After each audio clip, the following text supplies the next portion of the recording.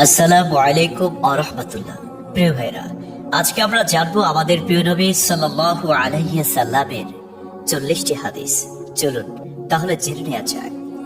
Number 1, রাসূলুল্লাহ সাল্লাল্লাহু আলাইহি সাল্লাম বলেন, যে ব্যক্তি আমার 40টি হাদিস আমার উম্মতের কাছে পৌঁছাবে তার জন্য আমি কিয়ামতের দিন বিশেষভাবে সুপারিশ করব। সুবহানাল্লাহ। নাম্বার 2, মানুষের মধ্যে যারা মৃত্যুকে বেশি করে স্মরণ করে এবং তার জন্য প্রস্তুতি নেয় তারাই সবচেয়ে বুদ্ধিমান। নাম্বার 3, প্রত্যেক জিনিসের জাকাত আছে, আর দেহের জাকাত হচ্ছে রোজা। নাম্বার 4, যে তার সময় আল্লাহর জন্য ব্যয় করে না তার জন্য জীবন অপেক্ষা মৃত্যু শ্রেয়। নাম্বার 5, যারা সব সময় ইস্তিগফার তথা ক্ষমা প্রার্থনা করে তাদের সাথে উঠা বসা করুন, কেননা তাদের হৃদয় সবচেয়ে কোমল হয়। নাম্বার 6, তুমি যত সিজদা দিবে আল্লাহ তত গুনাহ তোমার মাফ করে দিবেন।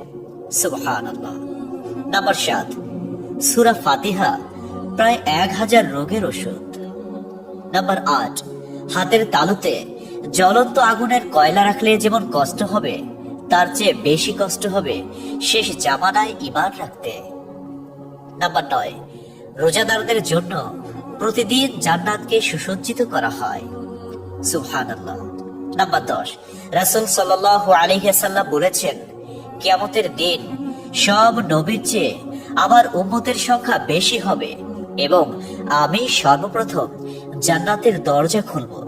সহিহ মুসলিম, হাদিস নম্বর 196। 11, যে ব্যক্তি রোজা রাখা অবস্থায় মারা যাবে আল্লাহ তাকে কিয়ামত পর্যন্ত সকল রোজার সওয়াব দান করবেন। সুবহানাল্লাহ। নাম্বার 12, যে ব্যক্তি ফজরের নামাজ আদায় করলো সে আল্লাহর হেফাজতে চলে গেল। নাম্বার 13, রাসূলুল্লাহ সাল্লাল্লাহু আলাইহি সাল্লাম বলেছেন, রোজা ও কোরআন কিয়ামতের দিন মানুষের জন্য সুপারিশ করবে।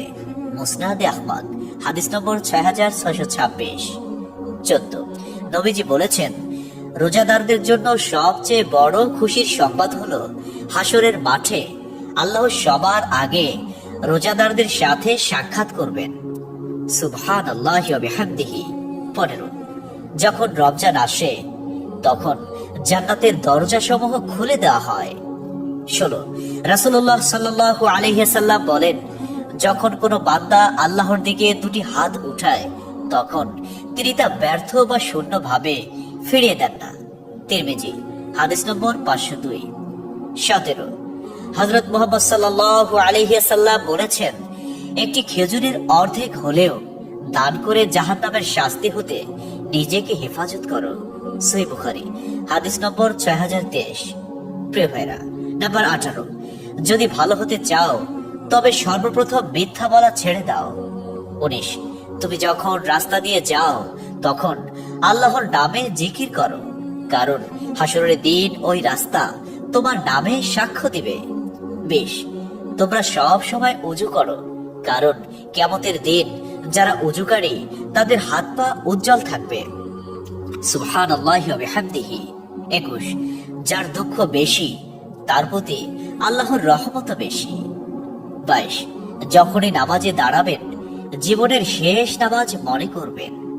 23, যে মহিলা গর্ভাবস্থায় 1 খতম কোরআন পাঠ করবে তার গর্ভের ওই সন্তান একজন নেককার বান্দা হিসেবে দুনিয়াতে আগমন করবে। সুবহানাল্লাহ। 24, চুপ থাকার কারণে মানুষের যেই মর্যাদা হাসিল হয় তা 60 বছর নফল ইবাদত হতে উত্তম। সুবহানাল্লাহ। 25, রাসূলুল্লাহ সাল্লাল্লাহু আলাইহি সাল্লাম বলেছেন, জান্নাতের সবচেয়ে নিকটবর্তী আমল হলো সময় মতো সালাত আদায় করা। সহিহ মুসলিম, হাদিস নম্বর 260। 26, যে ধোঁকা দেয় সে আমার উম্মতের অন্তর্ভুক্ত নয়।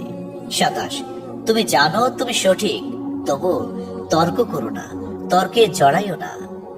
28, হযরত মুহাম্মদ সাল্লাল্লাহু আলাইহি সাল্লাম বলেছেন, তোমরা বিপদে পড়ে মৃত্যু কামনা করবে না, বরং বলবে, হে আল্লাহ, যে পর্যন্ত জীবিত থাকা আমার জন্য কল্যাণকর আমাকে ততক্ষণ জীবিত রাখুন, এবং যখন মৃত্যু আমার জন্য কল্যাণকর তখন তুমি আমাকে মৃত্যু দাও।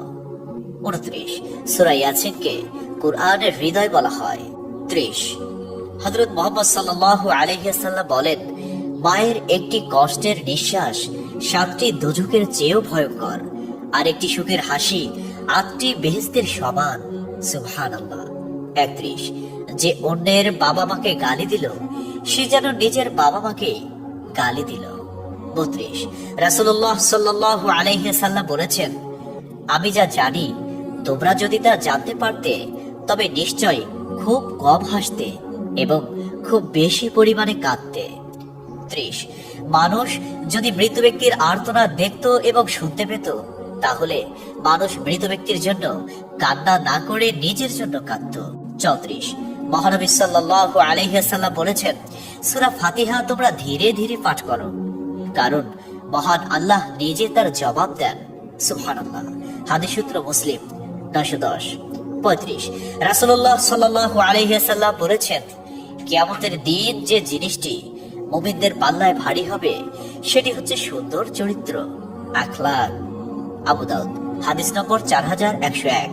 36, কবরের ভিতরের প্রথম চাপ পৃথিবীর সকল কষ্টকে হার মানিয়ে দেবে। 37, হযরত মুহাম্মদ সাল্লাল্লাহু আলাইহি ওয়াসাল্লাম বলেন, যে ব্যক্তির অন্তরে এক সরিষা দানা পরিমাণ অহংকার থাকবে সে জান্নাতে প্রবেশ করতে পারবে না। সহিহ মুসলিম হাদিস নম্বর 91।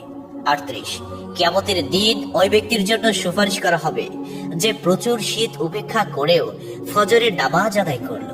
39, নিশ্চয় মহান আল্লাহ নম্র, তিনি নম্রতাকে পছন্দ করেন।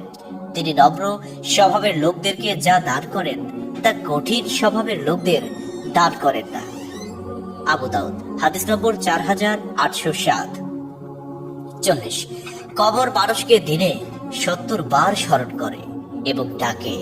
আল্লাহ সুবহানাহু ওয়া তাআলা আমাদের সঠিক জ্ঞান এবং বুঝার তৌফিক দান করুন এবং আমাদের এই সমস্ত হাদিস সমূহের উপর আমল করার তৌফিক দান করুন। আমিন।